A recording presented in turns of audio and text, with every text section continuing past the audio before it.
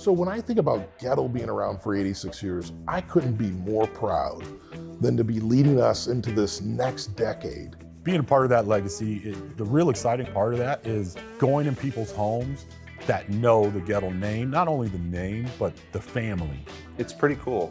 You know, I grew up doing air conditioning with my dad, and we used to work on Goettl air conditioners. He liked Goettl. You know, knowing we're part of a brand that literally holds the patent on inventing the air conditioner, that's pretty cool. Not many people can say that. Being part of a company that's been around for over 80 years, for me, it's pride and confidence. You know, very proud to be with a company that's been around that long. It's just not existent anymore. Being a part of Goettl's legacy for 86 years, personally, it means that I'm somewhere that has been consistent, treating people the right way.